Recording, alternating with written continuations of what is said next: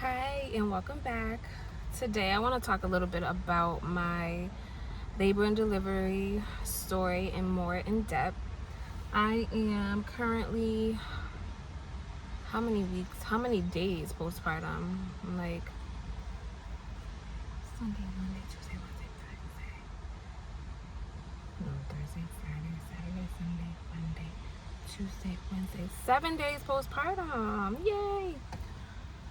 7 days postpartum and healing and still very swollen. As you can see, my face is like so puffy, but I'm just trying to give myself grace and heal slowly, especially because I had a C-section and it was not the plan. So I did labor for quite a bit before I had it, and so my body just went through a lot, and just trying to be just trying to rest on God's grace, right? He has just been so good in all of this, and I could just see his hand on all of it, on the labor and delivery, on the pregnancy, on us after. Although it's been a challenge, it hasn't been easy.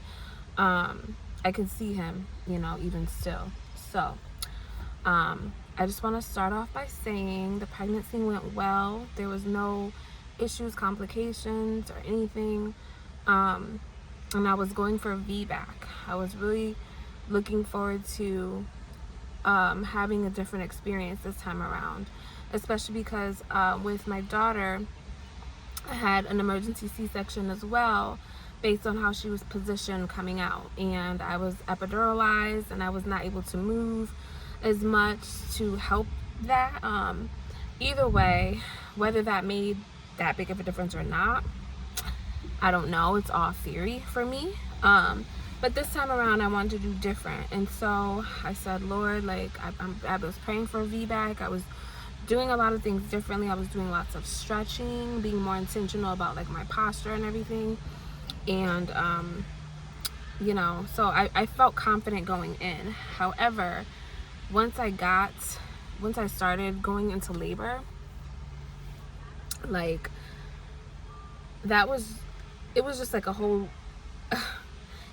new thing, because again, with my daughter, I was induced. So I didn't experience going into labor naturally. Like, I didn't know what that felt like. So I did ask a lot of questions, like, how is it gonna feel? I remember having a conversation with my sister, and she was like, you're gonna know. It feels different. And I sure enough knew. And I went into labor like 5 days before my due date. And I remember that day I was feeling so tired and off, and I was like, oh, I just am exhausted. Like, I don't have energy for anything. And I have a toddler, right? She's 2. And so I'm like, I don't even have energy to take her out. Like, I don't have energy to take her to the mall. There's a play area at the mall. Like, I was done. I was telling hubby, like, I don't know why I'm so tired. And I had this huge nesting urge to get his stuff ready. So his stuff had been washed, and it was just kind of sitting in the area that it needed to go, but I needed to, like, get it organized, folded, get his stuff, like, ready, pristine. And so I just remember saying, I need to rest all day, and then at night I'll get to his stuff. That was the plan. So I did. I rested all day. At night I got to his stuff, got in bed around 9 something, and I would say 10 something, and by like 10:30 I got like a weird cramp, like a period feeling cramp. And I was like, oh, that feels different. But again, I was tired. I felt like I did a lot. I had fixed the whole bedside nursery at that point. So I was like, I'm probably overworked myself a little bit, so I'm feeling that. I didn't pay any attention to it until I noticed I started getting that same sensation in spaced out intervals. So sleeping, not paying any attention to it, and then all of a sudden I feel that again, and I'm like, oh, that's uncomfortable. Don't pay any mind. Happens again. Oh, that feels weird. Then I like start timing them. They're 10 minutes apart, and I'm like, I'm pretty sure these are contractions. These don't feel like Braxton Hicks. These don't feel like anything else I felt all pregnancy. This is it. And so I call hubby because he's downstairs, and I said, can you bring me a bottle of water? and can you just come up here? I want to talk to you. So he comes up, he's like, he brings me my bottle of water. He's like, everything okay? And I'm like, yeah, but I think I've been having contractions. And they're 10 minutes apart, but it's not to worry. I'm just gonna wait it out. I'm gonna rest, because that's what they tell you to do. Wait, rest. My doula suggested I rest if I went into labor. Everyone suggested labor at home as much as you can, and so I did. I just laid in bed. Then they start picking up intensity, and they last all the way up until like 7 a.m. And I am spent. Like, I'm trying to rest through them, but they are really uncomfortable, and so I'm really not getting sleep. And so at 7, I had an appointment that day at 10. So at around 7, I call my doula, let her know, and I speak to my doula rather, because I had let her know around 2 when they were really getting uncomfortable, and she suggested I rest and we'll check back in. And so around 7, she calls. I tell her we have an appointment. She says, make the appointment just to see where you are, and we'll check back in. And so we did. We went to the 10 o'clock appointment. By the time we got to the appointment, the contractions had like stalled. They were just spaced out so radically. I mean, I would get one every 20 minutes, 25 minutes, every 30. Then I would get one 5 minutes, and then they would every 5 minutes for like 15 minutes, and then it would slow down again. It was like hard to keep up with. So by the time we got to the doctor's appointment, it was just a regular OB appointment. I was like not really having them. I had like 2, one in the bathroom leaving a sample, and then another in the office when I was talking to the doctor. And so they checked me. I'm 2 centimeters dilated.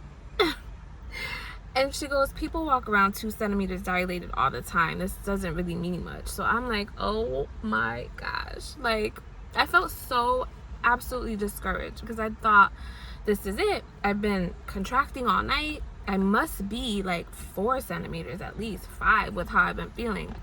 Nope, 2 centimeters dilated.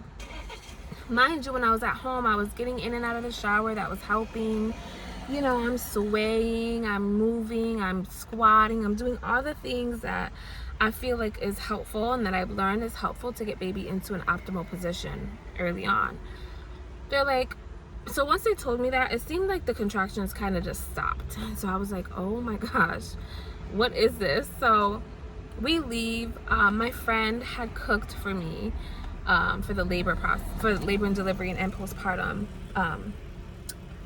And so I call her, we go pick up the food, and when I get to her house, I had like 2 contractions, and she's like, Jazz, this might be it. You're close. You're definitely gonna have this baby soon. And I was just like, I don't know.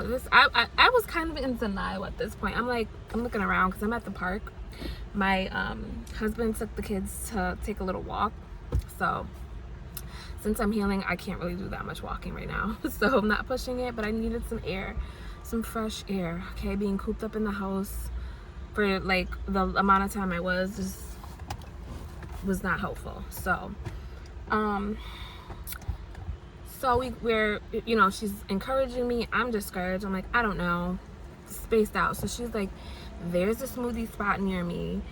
They put dates in your smoothie. They put pineapple. She said she had a similar experience, and they sent her back home, and she went and took a walk and got a milkshake and then went into labor. So she's like, maybe get a smoothie and like just chill, relax. It's gonna happen. Like, don't even worry about it. Give it to God. And so I said, okay. So I said, I'm gonna check the smoothie place out. So we went, we got the smoothie, chock full of dates, chock full of pineapple, and some other stuff, coconut and like coconut milk, and just, it was such a yummy smoothie. I couldn't even finish it though. We're sipping on the smoothie. Mind you, when I get to the smoothie place, I have a contraction, and I'm just like outside of the smoothie place, breathing, and people are walking by, seeing me like big belly pregnant, and like, is she about to have this baby right here? No. Just another sporadic contraction. So I got the smoothie, we're sipping it on the way home, and the contractions start picking back up. And I'm like, oof, these are uncomfortable. But again, I'm not timing it. I'm in denial. I'm living in that river, okay? floating down that river of denial. Like, I was like, let's stop by the store. We need some things, so let's go to the store. So not only am I just out here contracting whenever, but I'm like really not thinking this is labor. So we go to the store, contraction when we get to the store, contraction when we're in the store. And I'm like, oh gosh, let's just go home at this point. Like, I'm tired. We go home. I'm kicking it. At this point, I told you appointment was at 10 a.m. At this point, it's like 2. So we get home around 2-ish. I'm just chilling. I don't even know what I was doing. I'm chilling, watching TV, resting. I maybe took a nap. While I was taking a nap, I was having contractions. Again, they were spaced out and so I'm like, this must be prodromal labor because nothing is happening. Like, she said I'm 2 centimeters after doing all that. And I was like, baby was high, but I was softening, so my cervix was soft, so that was a good sign. That was encouraging.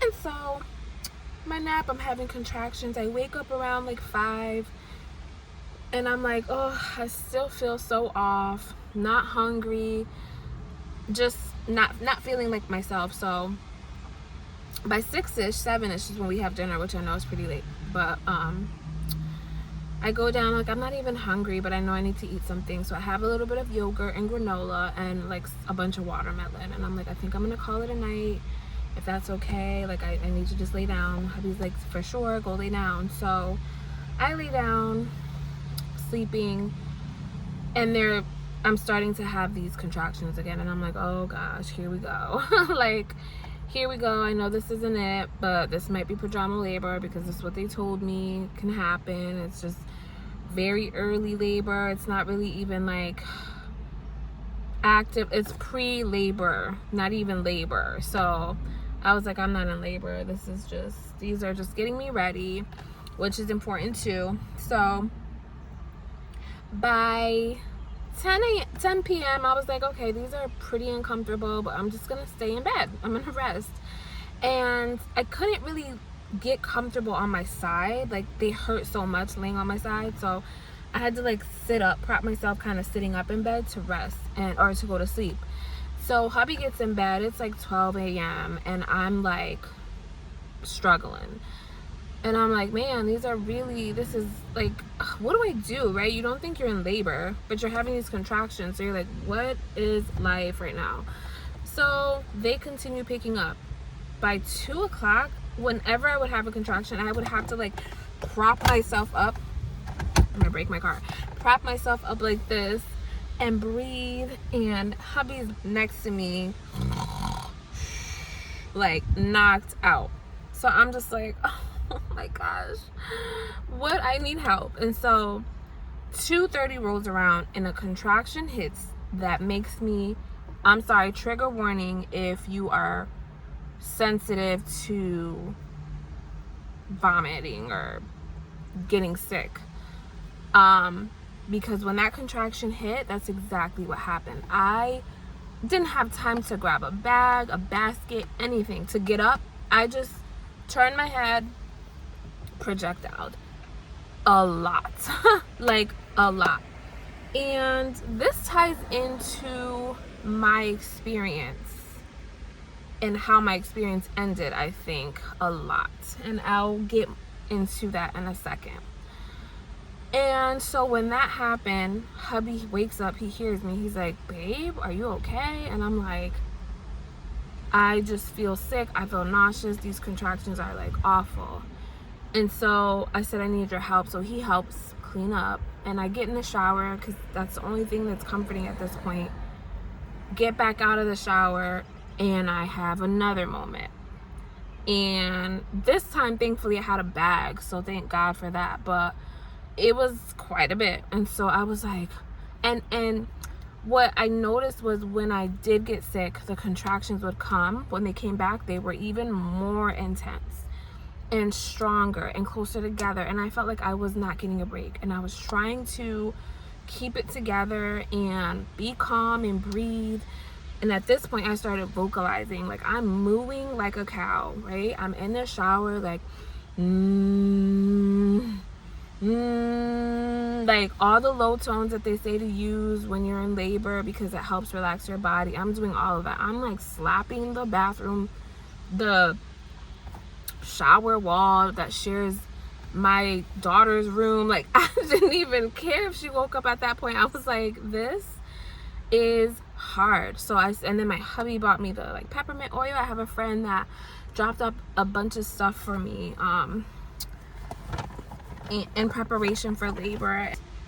Contractions are hitting and I'm just like, oh my gosh, I'm in a shock.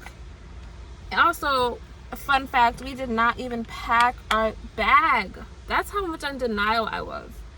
I was not even wanting to pack the bag. I was like, we got time, whatever. When I feel better after these prodromal labor contractions, we'll pack the bag. The bags weren't packed. So hubby is throwing things in the suitcase that I had, throwing my things that I had thankfully laid out right by them. All the stuff I needed, thank God I had the mind to fold it up and put it in there. I mean, put it on there so that at least all we would have to do is put it in. And so, yeah, he puts everything in and we make our way to the hospital. I get there and they're like, oh, good, you're like 7 centimeters. 7 centimeters? That was encouraging, but at the same time, the contractions felt unbearable. I forgot my comb. I planned to have like a labor comb. I forgot it. The peppermint oil was packed away. Hubby seemed overwhelmed and caught off guard because he's woken up in the middle of the night and I'm like, we gotta go to the hospital, and I'm like puking all over the place. So this was a big difference for him, right? One minute he goes to sleep and I'm calm and I'm chill and I'm like, I'm just gonna rest. The next minute I'm like, I need to go to the hospital. So he's trying his best. He's hip squeezing, which, oh my gosh, was so helpful. Counter pressuring,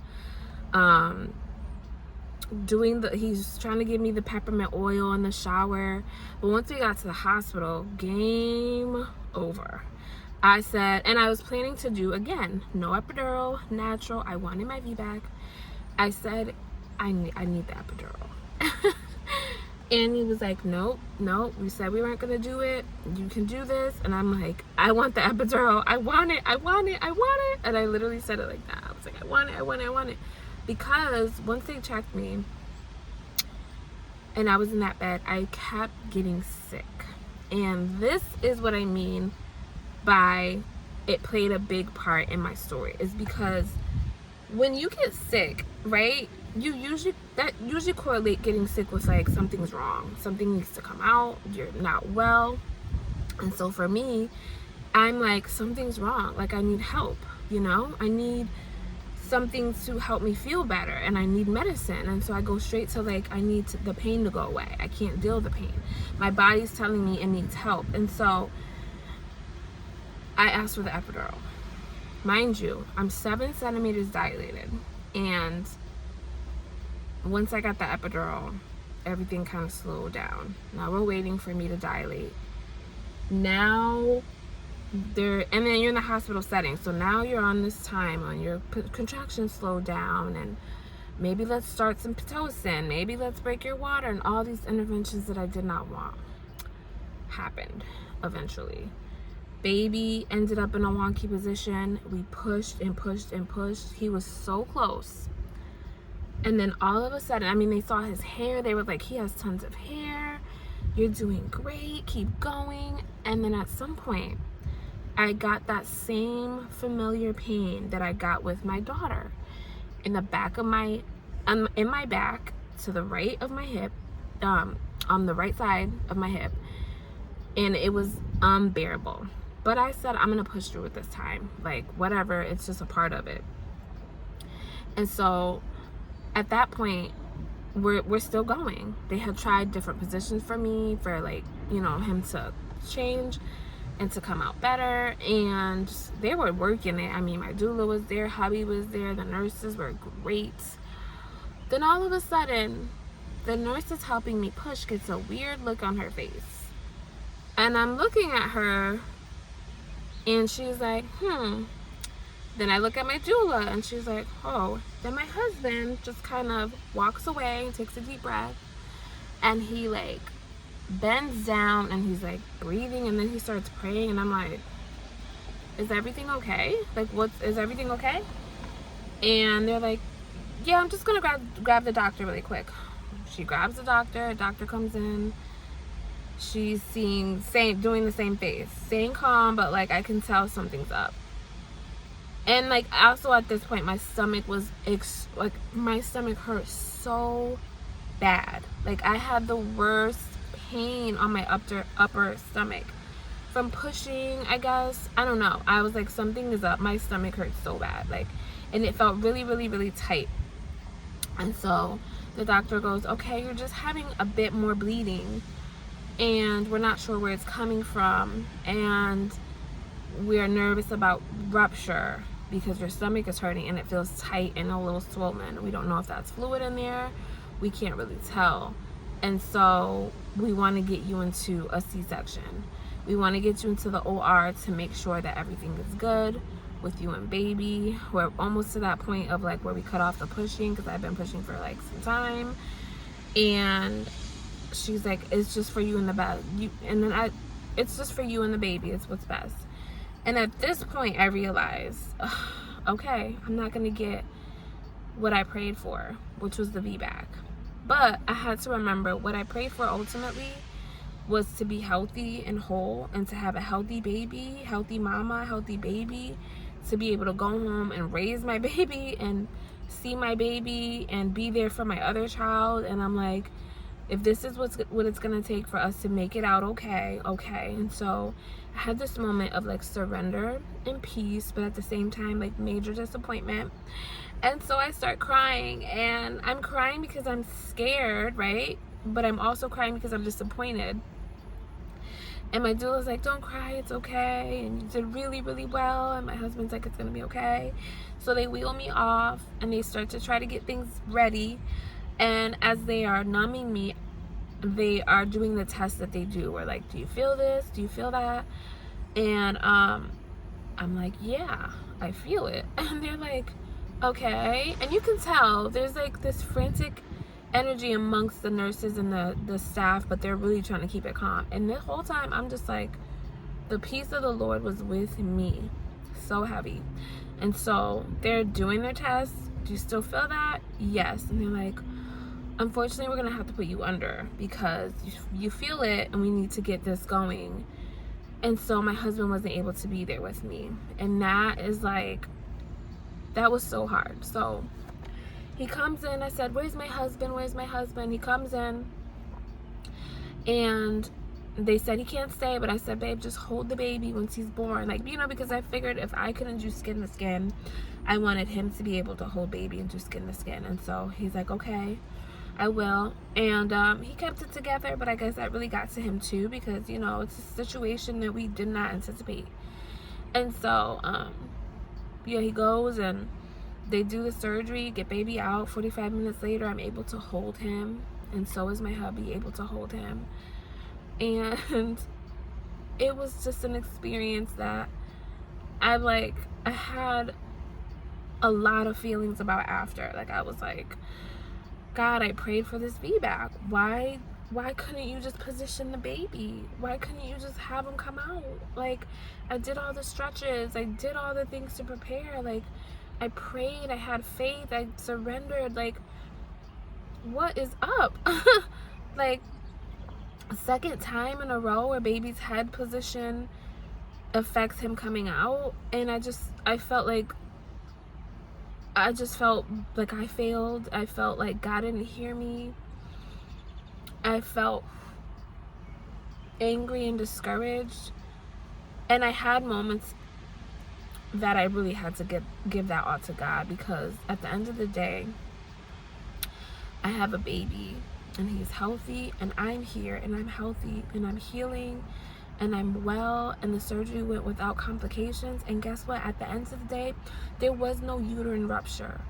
It was a huge cramp that I had in the top of my stomach from pushing and the way that I was pushing, and also I had a huge tear inside of my girl. And so, thank God it wasn't the worst that they thought, and I made it out okay. And so did baby. And baby is doing well. He eats a lot. He is flourishing. My breastfeeding experience this time around is so different.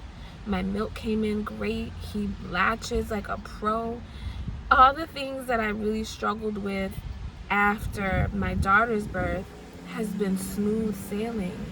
And I really just have to give God glory, because even in the midst of my disappointment and my pain and my discouragement, he's still good. He's still good. Like, I have life.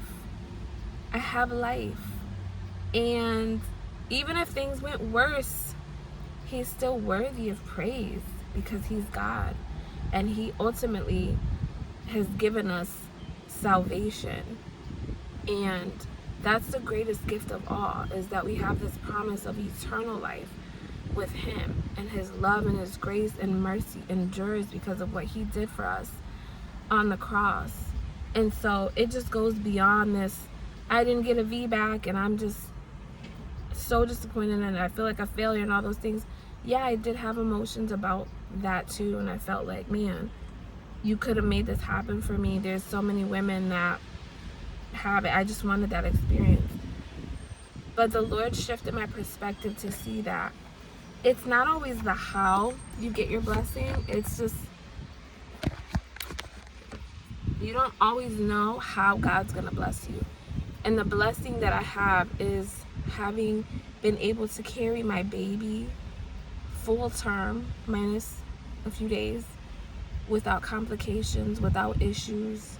I was able to have my baby and bring him home, and I'm able to heal, and I have my family, and I have support, and I have friends, and I have God.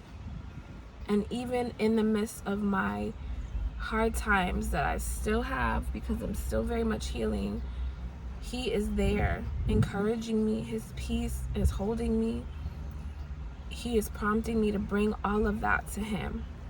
And so I joked with my husband. I said, and that if we get pregnant again, I don't know, I said, I'm just gonna schedule a C-section, because my pelvis doesn't seem to help babies come out, straight.